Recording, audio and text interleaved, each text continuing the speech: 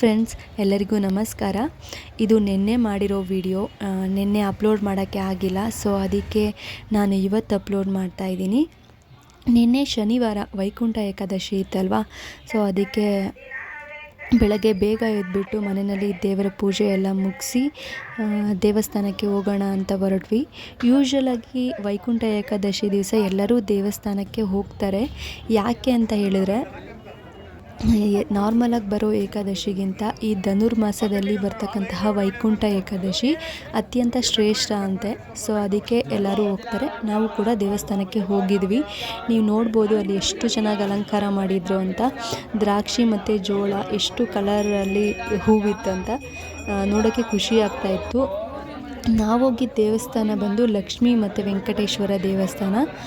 ವೈಕುಂಠ ಏಕಾದಶಿನ ಏನಕ್ಕೆ ಆಚರಣೆ ಮಾಡ್ತಾರೆ ಅನ್ನೋದಾದರೆ, ನಾವು 7 ಜನ್ಮದಲ್ಲಿ ಏನು ಪಾಪಕರ್ಮಗಳನ್ನ ಮಾಡಿರ್ತೀವಿ ಅದಕ್ಕೆ ಮೋಕ್ಷ ಅನ್ನೋದನ್ನು ಸಂಪಾದಿಸುವಂಥ ದಿನ ಅಂತೆ ವೈಕುಂಠ ಏಕಾದಶಿ. ದೊಡ್ಡವ್ರು ಹೇಳಿರೋದು, ನನಗೆ ಗೊತ್ತಿರೋದನ್ನು ನಾನು ನಿಮಗೆ ಹೇಳಿದೆ.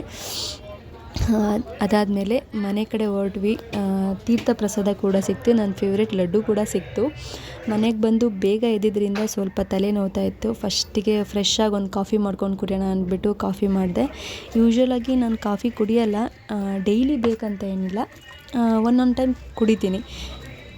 ಸೊ ಅದಾದಮೇಲೆ ಬ್ರೇಕ್ಫಾಸ್ಟ್ಗೆ ಏನು ರೆಡಿ ಮಾಡಲಿ ಅಂತ ಅಂದ್ಬಿಟ್ಟು ವೆಜಿಟೇಬಲ್ ಪಲಾವ್ ಮಾಡೋಣ ಅಂತ ಡಿಸೈಡ್ ಮಾಡಿ ವೆಜಿಟೇಬಲ್ ಪಲಾವ್ ಮಾಡೋಕ್ಕೆ ರೆಡಿ ಮಾಡಿದೆ. ವೆಜಿಟೇಬಲ್ ಎಲ್ಲ ಕಟ್ ಮಾಡಿ ಮಸಾಲಾಗೆ ಏನು ಬೇಕೋ ಅದನ್ನು ರುಬ್ಕೊಂಡು, ಟೊಮೆಟೊ ಕೂಡ ಎಕ್ಸ್ಟ್ರಾ ಕಟ್ ಮಾಡಿ ಇಟ್ಟಿದೆ. ಒಂದು ಕುಕ್ಕರ್ನ ಇಟ್ಬಿಟ್ಟು ಅದಕ್ಕೆ ಆಯಿಲ್ ಹಾಕಿ ಟೊಮೆಟೊ ಕಟ್ ಮಾಡಿರ್ತೀವಲ್ಲ ಅದನ್ನು ಹಾಕಬೇಕು.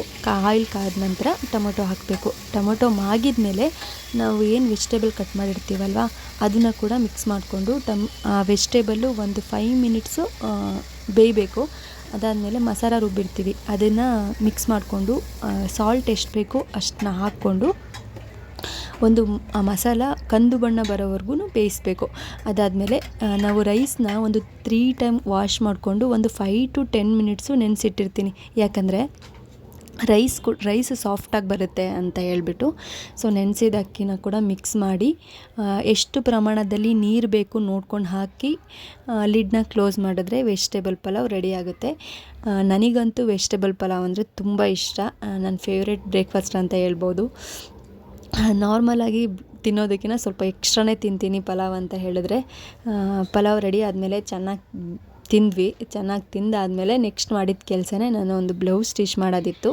ಸೊ ಅದಕ್ಕೆ ನಾನು ಕಟ್ಟಿಂಗ್ ಸ್ಟಾರ್ಟ್ ಮಾಡಿಕೊಂಡೆ. ಎಲ್ಲ ರೆಡಿ ಮಾಡಿಕೊಂಡು ಕಟ್ಟಿಂಗ್ ಎಲ್ಲ ಮುಗಿದ್ಮೇಲೆ ಸ್ಟಿಚಿಂಗ್ ಸ್ಟಾರ್ಟ್ ಮಾಡಿಕೊಂಡು ಅದನ್ನು ಫಿನಿಷ್ ಮಾಡೋ ಅಷ್ಟೊತ್ತಿಗೆ ಒಂದು 2 to 3 hours ಬೇಕಾಯಿತು ನನಗೆ. ನಾನು ನಿಮಗೆ ತೋರಿಸ್ತೀನಿ ಸ್ಟಿಚ್ ಮಾಡಿದ ಬ್ಲೌಸ್ ಹೇಗೆ ಬಂತು ಅಂತ. ನೀವು ಕಮೆಂಟ್ ಬಾಕ್ಸಲ್ಲಿ ತಿಳಿಸಿ ಅದು ಹೇಗಿದೆ ಅಂತ ಹೇಳಿಬಿಟ್ಟು. ನಿಮ್ಮ ಒಪಿನಿಯನ್ನು ತುಂಬ ಮುಖ್ಯ ಇದೆ ಅಲ್ಲ, ಸೊ ಅದಕ್ಕೆ ಹೇಗಿದೆ ಅಂತ ಹೇಳ್ಬಿಟ್ಟು ಕಮೆಂಟ್ ಬಾಕ್ಸಲ್ಲಿ ಕಮೆಂಟ್ ಮಾಡಿ. ಹಾಗೆ ನನ್ನ ಡೇ ಹೀಗಿತ್ತು.